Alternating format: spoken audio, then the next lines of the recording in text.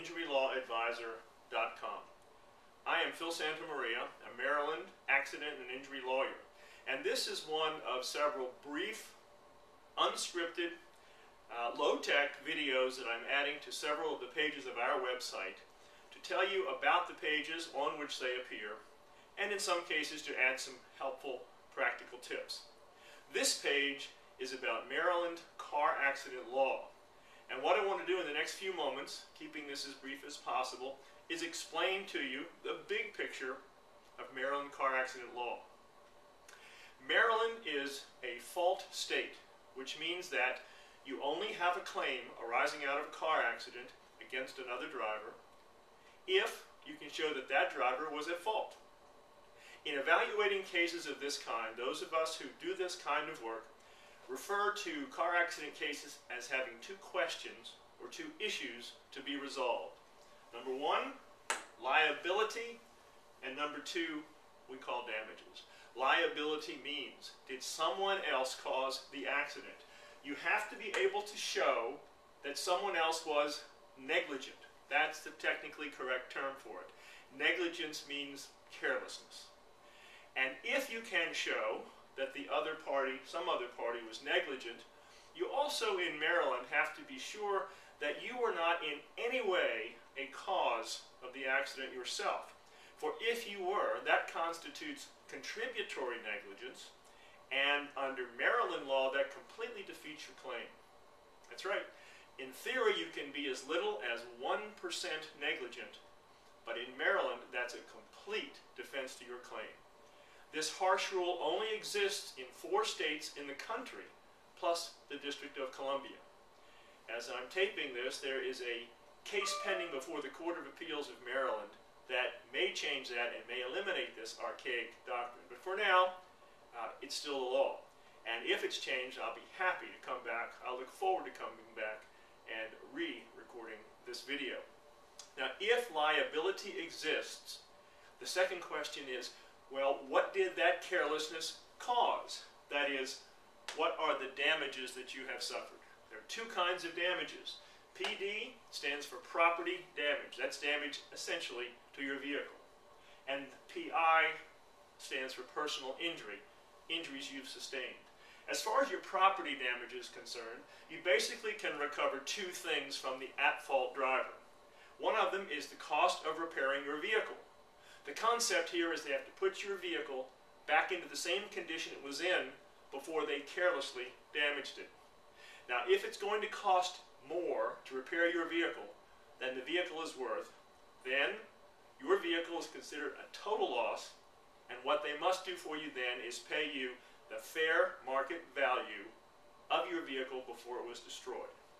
In addition to either repairing or paying you for the value of your car, the other side, usually it's an insurance company for the other driver, almost always is, has to give you a rental vehicle while your car is being repaired, or until its value is being determined. If it was a total loss, you're without transportation.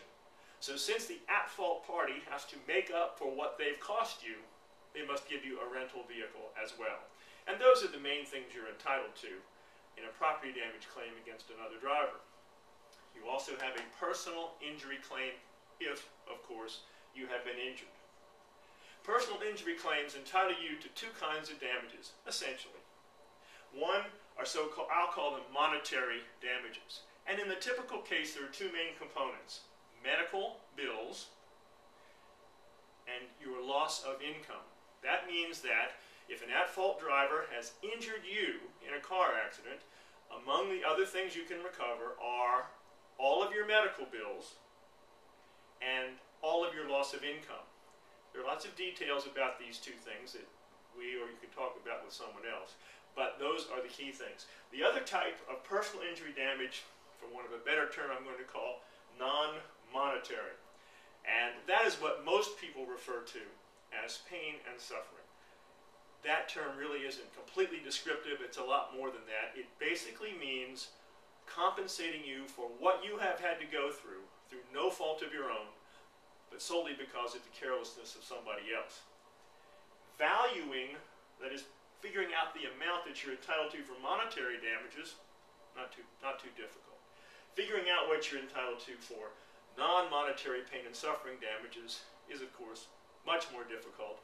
It depends upon such things as the exact nature of your injuries, how long you suffered with them, and whether you recovered completely from your injuries. Those are the highlights. In addition to that, however, there's one more thing. What I've told you so far is about your claim against the at-fault driver. In addition to this, however, as a Maryland driver, unless you specifically excluded it when you purchased your insurance, you have a kind of insurance normally called PIP, P-I-P. It rhymes with SIP, and it is a kind of insurance on your policy, a no-fault insurance. You don't have to prove anyone did anything wrong. You just have to prove you were in an accident to recover these benefits. These are benefits you've paid for if you selected this coverage. And that coverage pays your loss of income and your medical bills up to the policy limit, which in Maryland currently is normally $2,500, although it could be more. There's more information about PIP coverage at the bottom of this page. That's Maryland car accident law in a nutshell. If you'd like to discuss this further, you can either reach me through the contact form that's located on this website, or you can call either of the phone numbers that are over on this side of the website.